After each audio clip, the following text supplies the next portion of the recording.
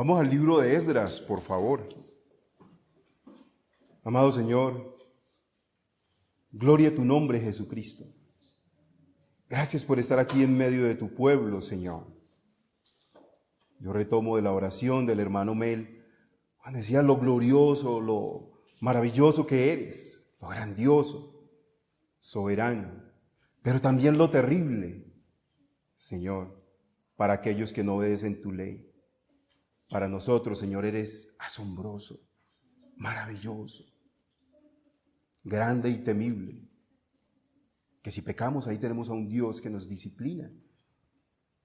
Eso lo vamos a poder ver aquí también, en esta nueva historia que tenemos aquí ante nosotros.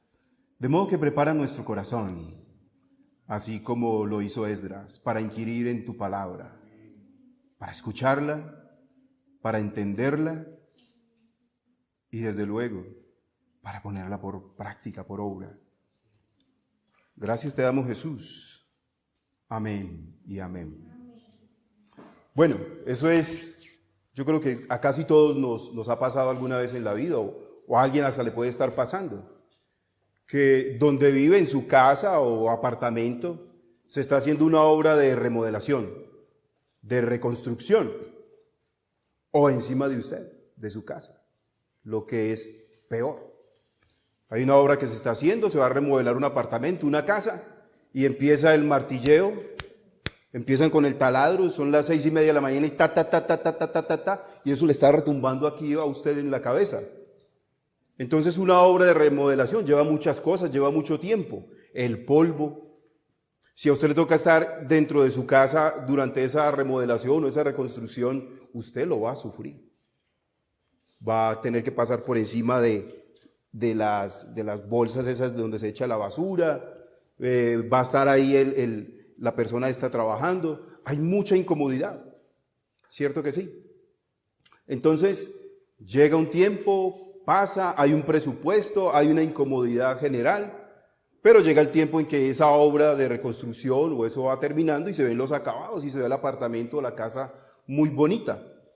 Entonces decimos, por fin ha pasado ese tiempo y se sufrió lo que se sufrió y ahora son los gozosos. Hay un apartamento, una casa terminada. Esto lo hago como ambientación para que cuando lleguemos al libro de Esdras veamos de qué se va a tratar y podamos estar en ese contexto. Asimismo le sucedió al pueblo de Israel hace muchos años. Ellos, después de estar 70 años en la cautividad, de la cual había profetizado el profeta Jeremías, ellos regresan de nuevo a su país, a Jerusalén, se establecen allí, con el objetivo de reedificar el templo y la ciudad. Entonces ellos vivieron esa obra de reedificación, de construcción, con más traumatismo. Y esta se demoró varios años en ser terminada. Entonces el pueblo de Israel también vivió eso, vivió esas cosas, esa reconstrucción. Entonces, amados, hace mucho tiempo ese pueblo de Dios vivió esas cosas. Hoy, a través de este libro de Esdras, vamos a ver el plan soberano de Dios cumpliéndose en el pueblo de Israel, después de la cautividad a la cual fueron llevados por 70 años, por causa de su pecado, y cómo el Señor, cómo nuestro Dios ordenó todas las cosas para que tanto el templo de Salomón como la ciudad de Jerusalén fueran reedificadas. Habría una gran reforma, remodelación, reconstrucción con mucho traumatismo, con varios años de arduo trabajo. Detenida también la obra a largo tiempo, cerca de unos 15 años, pero al final Dios cumpliría su plan a cabalidad. La identidad de Israel se había perdido por causa de esos 70 años que estuvieron en cautiverio. La ley se había olvidado, el pueblo desconocía a su Dios y abrazaba a los dioses babilonios, y eso cambiaría radicalmente al regresar a Israel.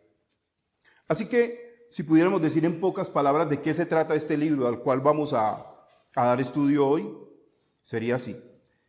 Esdras, los que toman nota, tomen nota porque hay mucho dato histórico, pero también hay muchas implicaciones para nosotros.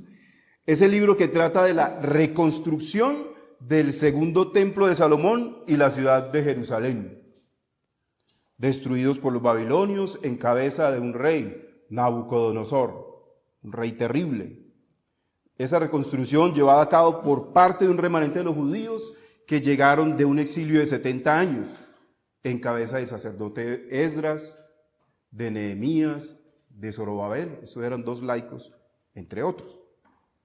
Ahora se creaba una nueva identidad nacional, reactivando la adoración al Señor, los sacrificios, el sacerdocio levítico, las fiestas nacionales, preparando en su plano más glorioso, ojo, todo el ambiente en que Cristo mismo, el Mesías esperado,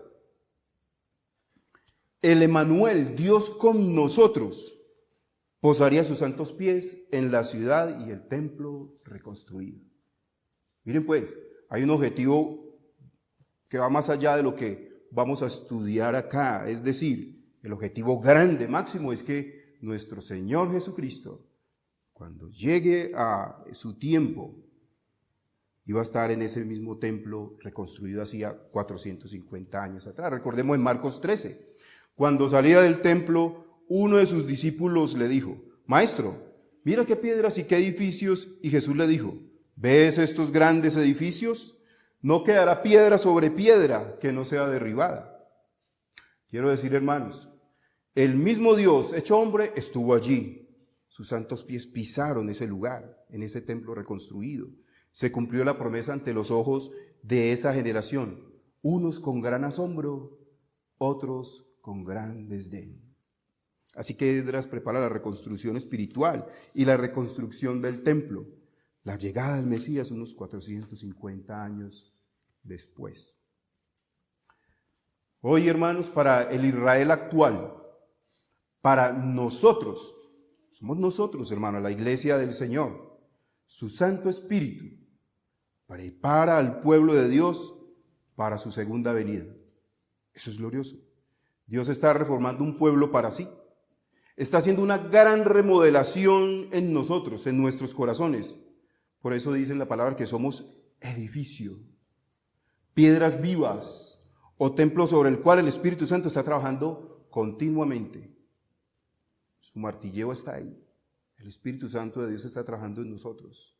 Nos está perfeccionando, nos está santificando. Nos estamos santificando para cuando llegue ese Mesías esperado, ese Señor Jesucristo.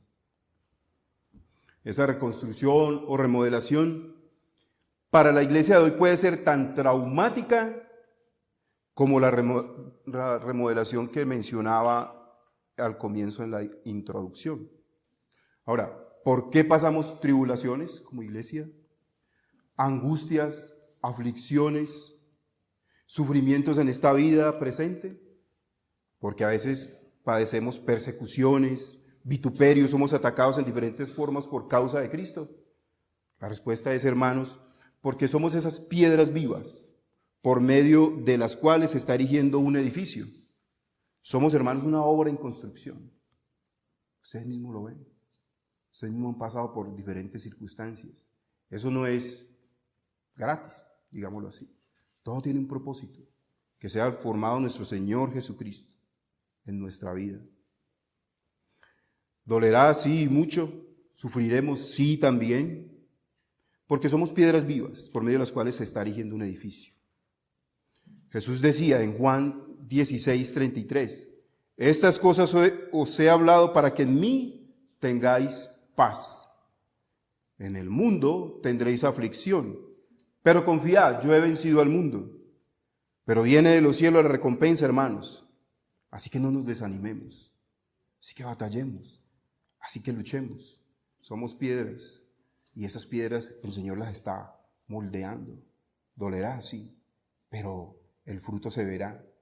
Veremos una iglesia edificada en el Señor. El pueblo de Dios caminó durante 4 meses después de su cautividad por el peligroso desierto para llegar a Jerusalén, como lo veremos más adelante. Nosotros, la Iglesia de Cristo, ¿qué estamos dispuestos a hacer para ver esa obra de reconstrucción en nuestras vidas, hermanos? Pregunto, debemos meditar en eso. ¿Cómo vemos la obra del Señor en reconstrucción en nuestras vidas, en la vida de cada uno de nosotros? Efesios 5:27, en la TLA, me gusta cómo dice esta traducción en especial. Cristo quiso regalarse a sí mismo una iglesia gloriosa, apartada del mal y perfecta, como un vestido sin una sola arruga, sin una sola mancha, ni nada parecido. Regalarse a sí mismo, Cristo, regalarse a sí mismo, somos un regalo para Él mismo. Gloria a Dios por eso, hermanos. Indignos somos, pero el amado nos ve como un don, un regalo, un presente a través de Cristo. Y esto lo podemos ver cómo con su palabra nos advierte, nos confronta, nos reprende fuertemente, sí. ¿Es Dios rudo con nosotros?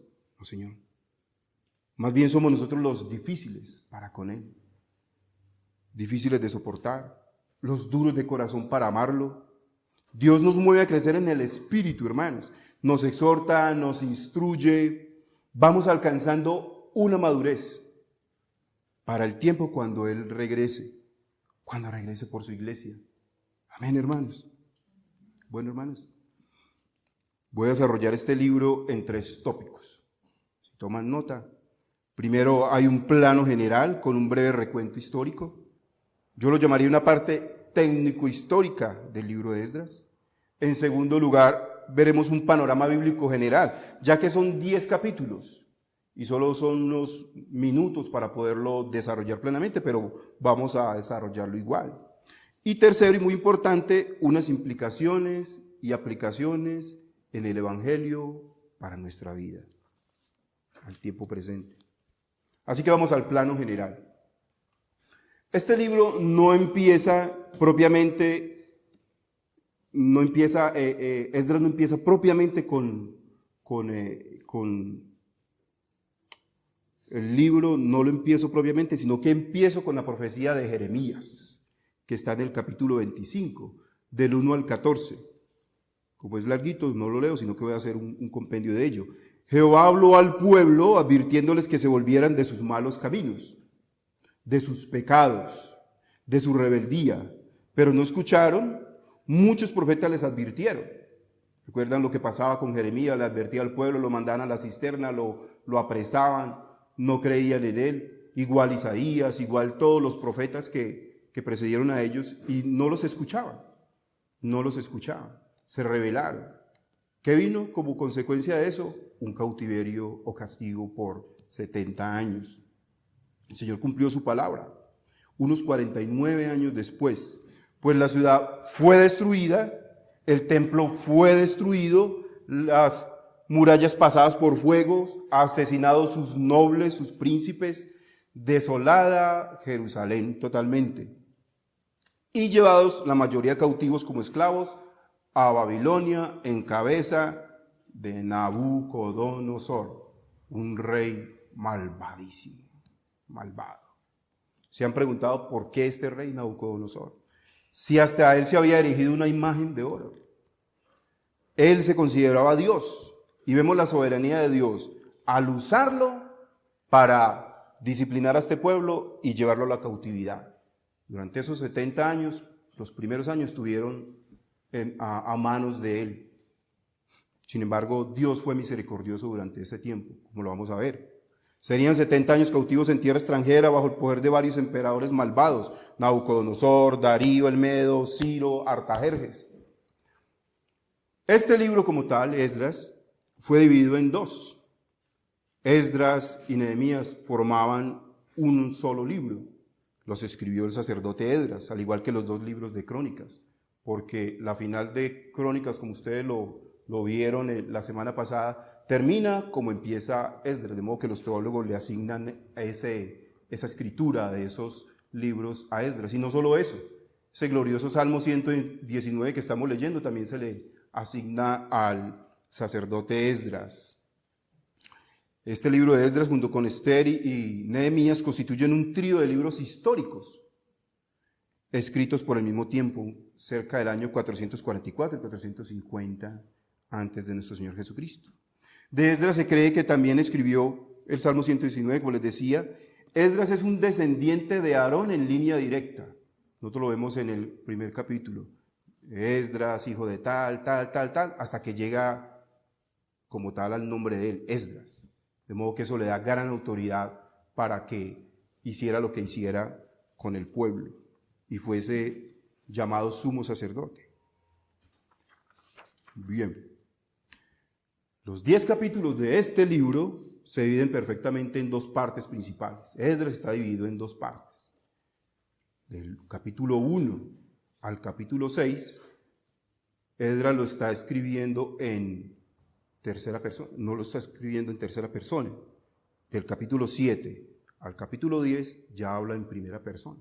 Este Esdras y esto así. Registran la llegada de estos primeros 6 capítulos a Jerusalén del primer grupo de cautivos en manos de Zorobabel. Se cree que eran unos 150 repatriados. La segunda es la llegada de Esdras con unos 2000 repatriados. Ya les decía, duraron cerca de 4 meses en un viaje peligroso, pero venían de parte del Señor, Dios los acompañaba y no permitió que nada les pasara. Ellos iban con esa esperanza de ver de nuevo a Israel, de ver de nuevo su ciudad, Jerusalén, de reconstruir el templo. Entonces fueron 4 meses de arduo camino por el desierto para llegar a la tierra prometida, a Jerusalén. Entonces, ¿de qué trata el libro de Esdras? El libro de Esdras trata sobre la soberanía y la fidelidad de Dios y el cumplimiento de sus promesas, tanto de castigo como de restauración. Esdras, de otra forma, es la historia de la misericordia de Dios sobre su pueblo.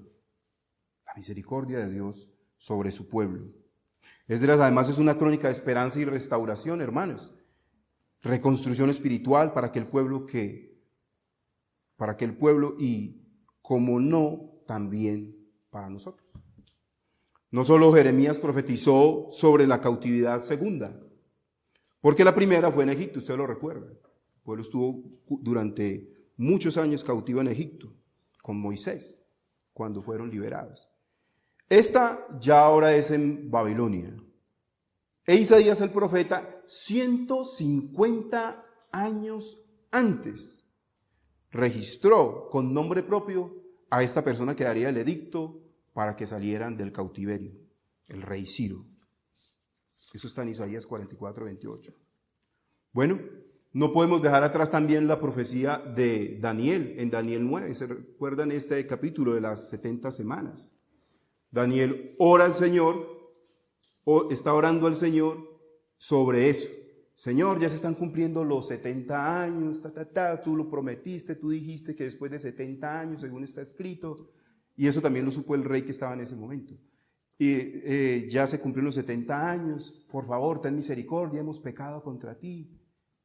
Y se da justamente eso. El rey Ciro emite el decreto y sale. Hermanos, hasta aquí ya tenemos la historia de por qué Israel estaba 70 años, ¿cierto? Es claro, estaban allí por causa de sus pecados, porque no escucharon la voz de los profetas, el Señor les advirtió y dio como disciplina, como castigo, 70 años de cautividad. Ahora pasan esos 70, van a regresar.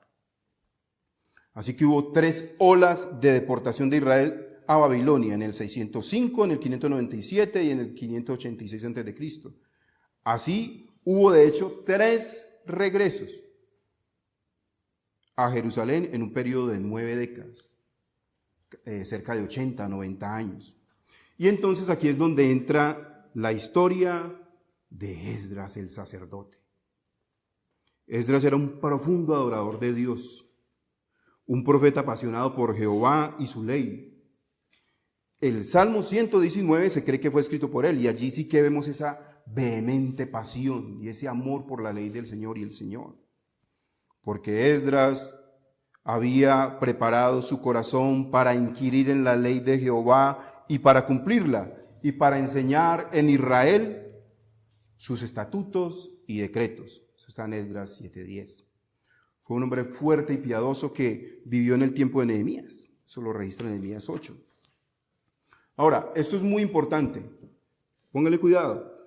La tradición dice que Esdras fue el fundador de la gran sinagoga, donde el canon completo del Antiguo Testamento fue formalmente reconocido por primera vez. En pocas palabras, para que nuestro Señor Jesucristo empezara a predicar la palabra en Jerusalén, se sentara alguna vez allí en el gran templo, abriera las Escrituras, hubo alguien que moderó todo eso, los sacrificios y todo eso. Esdras lo hizo 400 años antes, para que se dieran los sacrificios que se daban año tras año después de que el Señor llegó y esto. Hubo alguien que moderó todo eso, esos rollos, todo eso. Hubo alguien que lo hizo. ¿Quién fue? El sacerdote Esdras. Hasta aquí, hermanos, el plano general del libro. A modo de pequeño resumen diríamos lo siguiente: que el libro trata acerca del regreso del pueblo de Israel de la cautividad por 70 años, en primer lugar. En segundo lugar, de la reconstrucción del templo y la ciudad de David por parte de unos pocos escogidos de Dios para esto. De la misericordia, soberanía de Dios al dar término al castigo sobre su pueblo por sus pecados. Pero lo más importante, la restitución de la adoración y los sacrificios en el segundo templo. El pueblo volvería a clamar por la llegada del Mesías esperado. ¿Ven lo importante que es? Claras estas cosas, vamos a ir al segundo punto, que es el panorama bíblico general. La historia como tal, los 10 capítulos como tal. Que el Señor nos ayude en esto. Los hechos narran que hay un pueblo en cautiverio en Babilonia por 70 años. Capítulo 1 de Esdras. Este pueblo fue absorbido según el plan de los reyes babilónicos. ¿Qué quiere decir esto? Los babilonios, donde llegaban e invadían, hacían que su cultura absorbiera las culturas de los pueblos invadidos. Esto pasó con este reino de Nabucodonosor. ¿Qué hizo él? ¿Se acuerdan que a Daniel y a sus amigos les mandaron que conociera la ciencia y las leyes de Babilonia y fueran instruidos y todo eso? Hasta los alimentos se los iban a cambiar. ¿Recuerdan esa parte? Pues eso era lo que hacían estos emperadores, estos reyes. Por eso, y lo lograron. No en Daniel y sus amigos, pero sí en el pueblo. El pueblo perdió su identidad totalmente. Entonces, ya no adoraban al Señor, no leían las Escrituras, no tenían cómo en ese momento, y fueron siendo absorbidos. Se volvieron unos grandes comerciantes. Primero eran pastores de ovejas, primero hacían los oficios que hacían después de haber salido de Egipto, y ahora eran comerciantes de telas, comerciaban otras cosas, habían adquirido riquezas, no se querían ir de ahí. Ya habían personas muy ancianas, de modo que el viaje iba a ser complicado. Solo la mano del Señor obró para que ellos salieran de allí, de esta tierra de Babilonia, porque fue la mano del Señor la que hizo que despertaran unos y otros y estos, una cantidad solamente para que se fueran. Los otros estaban cómodos, iba a ser un largo viaje de 4 meses por el desierto, con peligros, cargados de oro, de cosas para el templo. Yo me imagino esa caravana tan tremenda. Entonces, solo unos pocos escogidos por Dios fueron llevados de Babilonia de nuevo a Jerusalén. En el verso 5 del capítulo 1, vemos que Dios fue quien despertó el interés de más de 50,000 judíos para regresar. Capítulo 1, verso 5 dice: entonces se levantaron los jefes de las casas paternas de Judá y de Benjamín, y los sacerdotes y levitas, todos aquellos cuyo espíritu despertó, ¿quién? Dios, para subir a edificar la casa de Jehová, la cual está en Jerusalén. ¿Ven qué fue Dios? No fue un querer, vamos a volver a Israel, vamos a edificar nuestro pueblo y esto. Dios despertó ese interés en ellos, en unos cuantos, y esos fueron los que llegaron en 3 tandadas.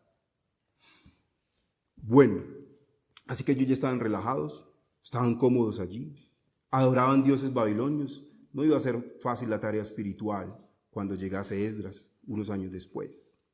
Esa salida misma nos recuerda la salida de Egipto, cuando Dios sacó a su pueblo de Egipto. ¿Qué hicieron los vecinos y todos aquellos? Les dieron oro, cosas para que se fueran. Asimismo, cuando los judíos salieron de Babilonia, se fueron con muchos regalos de los que quedaban allí. Bueno, hermanos, una primera aplicación para este momento sería que Dios, a través de toda la historia de la Biblia, escoge un remanente para que se cumplan sus propósitos. Eso lo vemos en diferentes historias en la Biblia. Ahora eso somos usted y yo en este día, un remanente, unos escogidos, unos cuantos que harán mi voluntad, dice el Señor, que me servirán, dice el Señor, en Romanos 8:28. ¿No es eso motivo de gozo y adoración y gratitud al Señor? Santos apartados para Él, escogidos somos para Él. Aleluya.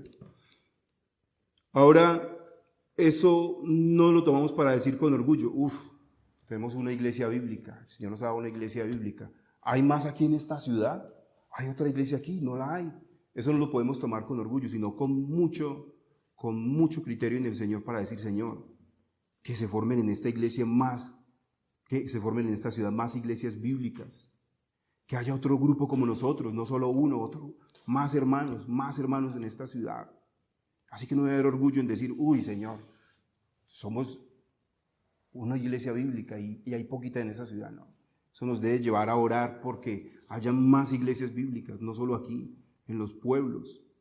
Necesitamos conocerlos, necesitamos saber quiénes son los hermanos que tenemos y que no hemos identificado aún.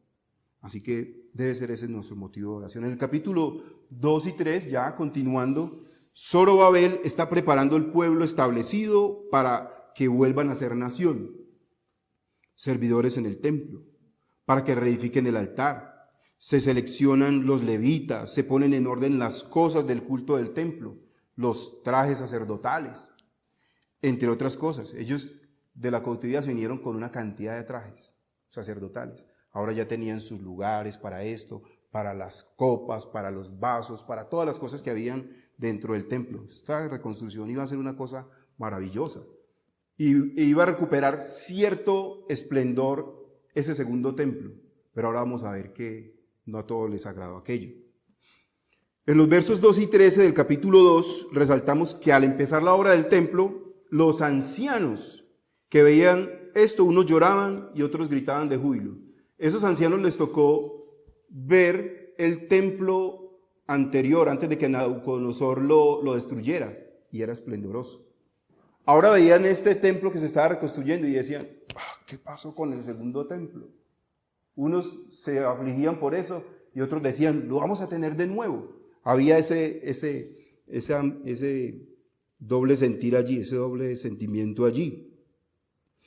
En Ageo 2:9 dice, la gloria postrera de esta casa será mayor que la primera, dice el Señor de los ejércitos. Y en este lugar daré paz, declara el Señor de los ejércitos. Con relación a esto. Hermanos, estos ancianos levitas y sacerdotes alcanzaron a conocer el esplendor de ese segundo templo. Sino que el objetivo grande de esto y la implicación que podemos sacar de allí, que Jesús mismo, nuestro Señor, pisaría ese templo 400 años, más de 450 años después, porque el que vendría sería superior a cualquier templo esplendoroso. Su gloria llenaría a todo su alrededor. El Mesías vendría humilde y manso. El Emmanuel prometido pisaría ese lugar, pisaría ese templo hecho por manos humanas. Ahora los capítulos 4, 5 y 6 crean un nudo en la historia, pues adversarios detienen la obra por mucho tiempo. Son los samaritanos. El derecho de los judíos de reconstruir estaba siendo vulnerado, había oposición. De hecho, se paró cerca de 15 años hasta que volvió a reanudarse. Hubo mucha dificultad. Tuvieron que pasar por mucha dificultad y peligros mientras hacían esta reconstrucción.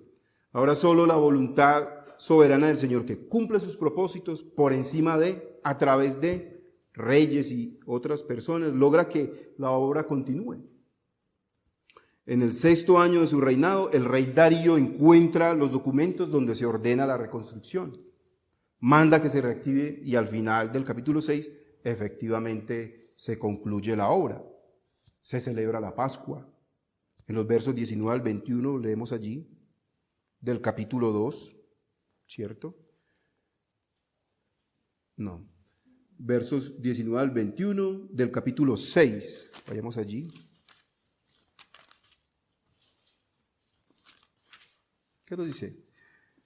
También los hijos de la cautividad celebraron la Pascua a los 14 días del mes primero, porque los sacerdotes y los levitas se habían purificado a una, todos estaban limpios y sacrificaron la Pascua por todos los hijos de la cautividad y por sus hermanos los sacerdotes y por sí mismos. Esta Pascua, nosotros lo sabemos, habla de la muerte de Cristo como el cordero inmolado en expiación por el pecado del pueblo. Pero ellos, cada vez que ofrecían hacían la expiación, estaban recordando y anhelando y esperando esas cosas. No lo veían como lo vemos nosotros ahora, pero ellos apuntaban al Mesías. Ellos sabían que iba a venir un Mesías.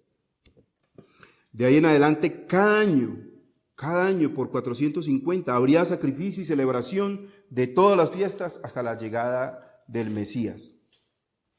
Ahora, los capítulos 7, 8 y 9,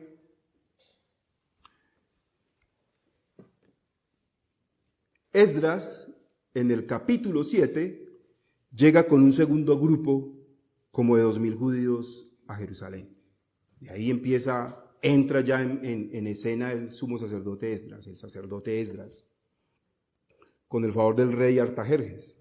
Viajan por 4 largos meses en medio de peligros y llegan a la ciudad.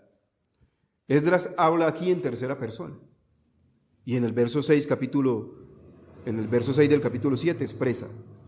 Dice, este Esdras subió de Babilonia, era escriba diligente en la ley de Moisés, que Jehová Dios de Israel había dado, y le concedió el rey todo lo que pidió, porque la mano de Jehová su Dios estaba sobre Esdras. Luego en el versículo 10, porque Esdras había preparado su corazón para inquirir la ley de Jehová y para cumplirla y para enseñar en Israel sus estatutos y decretos. Este Esdras, si uno se pone a leer esto un poquito, dice, este Esdras subió de Babilonia, dice, era escriba diligente en la ley de Moisés. De sí mismo se echa, digámoslo así, flores. Este Esdras era diligente en la ley de Moisés que Dios había dado a Israel y le concedió el rey. No, él está hablando aquí de lo que Dios le concedió con esa autoridad para que el pueblo crea y para que el pueblo se someta a sus autoridades religiosas. El verso 10 también está ahí. ¿Quién valida la obra de Esdras ante Dios? ¿Quién valida esa obra? Dios mismo. Dios lo confirma. Por eso habla en tercera persona. La mano del Señor está sobre mí. Verso 28. Esdras tiene por autoridad de parte de Dios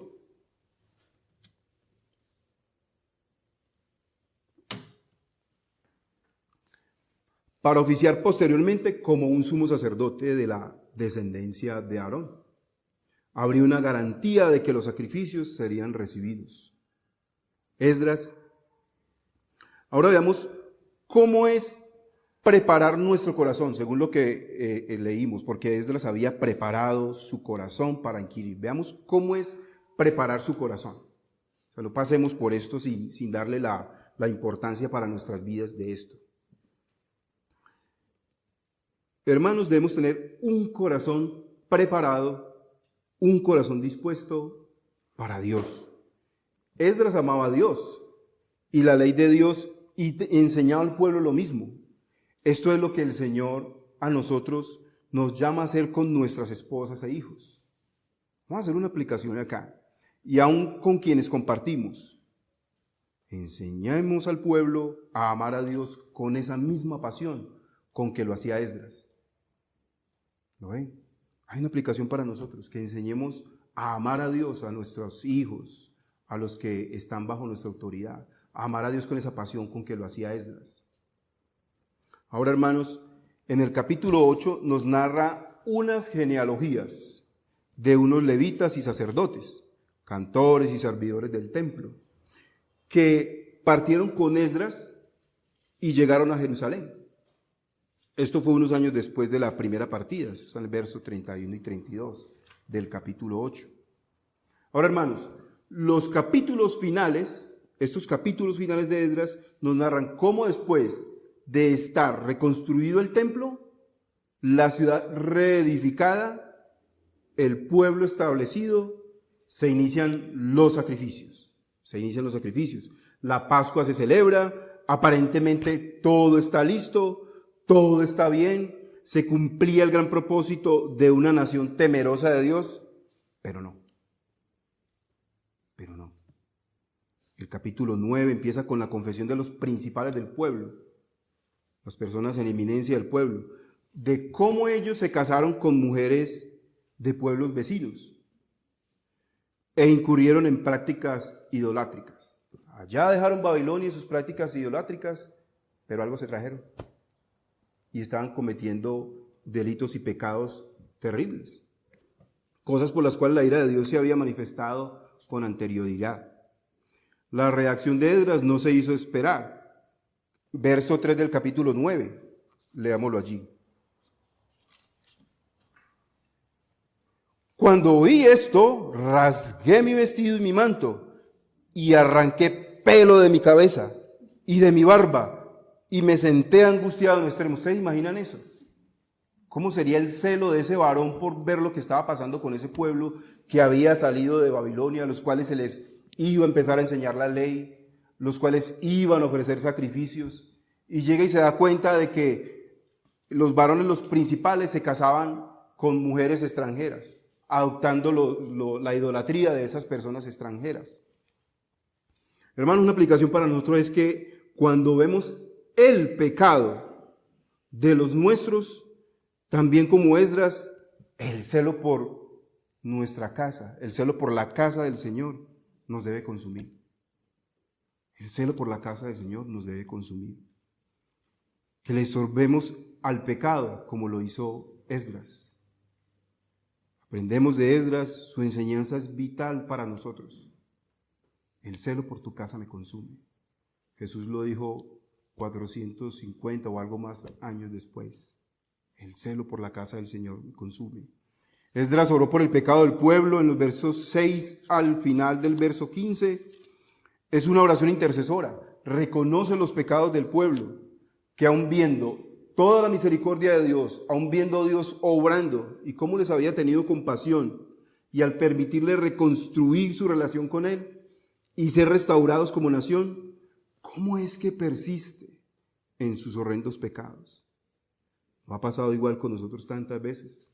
Viendo la misericordia y la gracia del Señor, ¿cómo es que persistimos en pecar contra un Señor como Él? Viendo la bondad y ese amor, viendo su misericordia. Esdras pide perdón por el pueblo y misericordia, y procede, como está en el capítulo 10, a resarcir el daño hecho, junto con los nobles y todo el pueblo. Se expulsan a esas mujeres extranjeras con sus hijos. Imaginen la escena. Ellos las han tomado como esposas y han tenido hijos con ellas. Y le tiene que decir adiós a sus hijos. Les tiene que decir adiós. Y la asamblea en pleno, bajo la lluvia una vez, reunidos con Esdras, deciden volverse de corazón al Dios vivo. Hubo arrepentimiento, hermanos. El pueblo se arrepintió de lo que había hecho. Y por dura que fuera la decisión, por tremenda y terrible que fuera la decisión, valía eso más para el Señor. Un arrepentimiento de corazón del pueblo, decidido de nuevo a estar con Él. Una última aplicación de esto para nosotros, ¿cuál será, hermanos? Si como pueblo de Dios nos apartamos del pecado, Dios es misericordioso. Nos perdonará nuestros pecados y restaurará nuestro corazón, limpiará de toda maldad. Recuerden que tenemos a ese gran sumo sacerdote que intercede por nosotros, hermanos, a Cristo el amado de nuestras almas. el que intercede por nosotros ante el trono celestial. Hermanos, durante esta exposición y este libro de Esdras, ¿qué podríamos concluir? ¿Qué podemos concluir, hermanos? Primero, preguntarnos qué nos deja. ¿Qué nos deja este libro como tal? Yo narré durante este tiempo lo que es la historia de Israel, ese pueblo durante 70 años de cautividad, quién los llevó ya a establecerse, cuál era el propósito general de Dios, que todo apuntaba hacia el Mesías que habría de llegar 450 años después, que todo apuntaba a Él, que Cristo es el moderador de esta historia totalmente, que al emprender de nuevo los sacrificios se iba a anhelar eso, que llegara ese Mesías, que llegara ese que perdonaba los pecados, que salvaba a su pueblo. Fueron 10 capítulos donde podemos concluir que Dios cumple sus promesas conforme a su voluntad soberana. Dios cumple sus promesas, lo que Él dice se cumple. Que Dios cumple sus amenazas y advertencias. El Señor muchas veces se vale de amenazas y advertencias a través de los profetas. También lo ha hecho con nosotros en nuestra comunidad. ¿Cuántas veces nos ha reprendido? ¿Cuántas veces nos ha advertido por su palabra? Mira, iglesia, esta no es la dirección es esta. Que si escuchamos su voz, no podemos endurecer nuestro corazón, hermanos. Amén. Que Dios disciplina severamente a sus hijos por sus pecados. Severamente. Dios disciplina a sus hijos por sus pecados. Ningún pecado, hermanos, quedará sin su castigo, sin su consecuencia.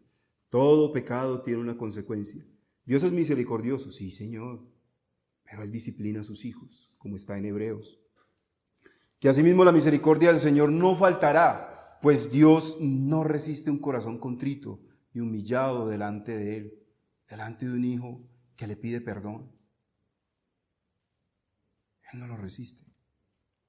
Que todo apunta a nuestro Señor Jesucristo y el tiempo cuando Él vendrá. Por eso la reconstrucción de nuestras almas es vital, hermanos, en el Espíritu Santo. La reconstrucción de nuestra relación con Él es demasiado importante. Él volverá y hallará una iglesia con sus muros y su templo donde habite su presencia restaurada. Perseverar en la salvación, como dice la Escritura, vivir en santidad, amar la ley de Dios, inquirir en sus mandamientos, acuérdense de Esdras, crecer en Él, conocerlo a Él, volvernos de los ídolos a Él. Hay ídolos aún en nuestra vida, volvernos de los ídolos a Él. Es nuestra necesidad urgente, una relación íntima y personal con nuestro amado Padre Celestial. Ahora el Evangelio, hermanos, como conclusión. Hermanos, con Cristo lo tenemos todo. Es cierto, con Cristo lo tenemos todo. Él es la plenitud de aquel que lo llena todo en todos. Se tomó muchos trabajos para que hoy, 2000 años después, el pueblo que andaba en tinieblas viera gran luz. Si escuchas hoy su voz diciendo, arrepentíos porque el reino de los cielos se ha acercado, no endurezcas tu corazón. Estas palabras no son solo para los que no conocen de Dios, hermanos. También son para mí y para ti. Su propia iglesia tiene que estar siendo restaurada, tiene que estar siendo limpiada, tiene que estar siendo limpiada del pecado. Su propia iglesia tiene que estar siendo exhortada, animada a edificar sobre la roca que es Jesús. Recuerden que estamos en un trabajo de restauración del templo que somos para el Espíritu Santo de Dios. Así que caminemos como lo hizo Israel aquel tiempo, de vuelta. Salgamos de toda cautividad del pecado. Salgamos de toda cautividad del pecado. Ya somos libres en Cristo. Marchemos aún por el desierto del mundo con tropiezos y dificultad. Veremos la recompensa. Cristo nos espera. Es más, nos acompaña. Él es el buen pastor que nos acompaña durante todo este trasegar en nuestra vida, hacia la glorificación. hacia ese tiempo cuando nos encontraremos con Él. ¿No es glorioso eso, hermanos? Así que tomemos ese ejemplo de este Israel de ese tiempo. Después de 70 años, pecaron contra el Señor. El Señor los restaura, los regresa a su tierra, los establece allí. Y aún allí siguen pecando. Pero miren al final del capítulo 10 cómo se arrepienten y cómo Dios los restaura de nuevo. 450 años el Señor está sentado allí como maestro enseñando por lo que se hizo en ese tiempo, por ese arrepentimiento y por volverse de los ídolos a Dios. Hoy para nosotros hagamos lo mismo, hermanos. Miremos nuestro corazón. Pidamos al Señor que nos restaure, que haga de nuevo esa obra en nosotros, esa reconstrucción, que no es más sino volvernos de corazón a Él. Si hay algo en nuestra vida que no se ha vuelto de corazón a Él, hoy es el tiempo, hermanos, para que nos volvamos de corazón a nuestro Señor. Él es grandioso, hermanos. Él es maravilloso y nos recibirá. Tenemos que arrepentirnos, hermanos. Tenemos que ir con fe a Él. Tenemos un gran sumo sacerdote que intercede por nosotros ante el trono celestial. De modo, hermanos, que este es el compendio y el plano general del libro de Esdras. Espero que nos haya quedado claro y que para nuestras vidas también haya sido de mucha utilidad, hermanos. Vamos a orar.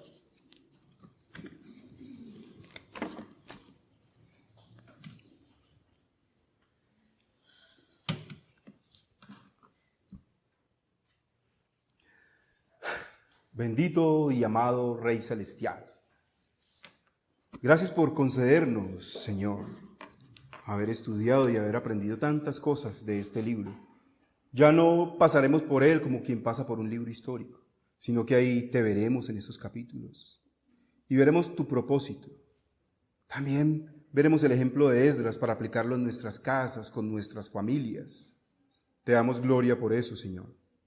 Gracias por enseñarnos, amado Jesús, que esto que ha llegado a nuestra mente como datos históricos y esto vaya más allá, sino que podamos interiorizarlo, podamos ponerlo por práctica.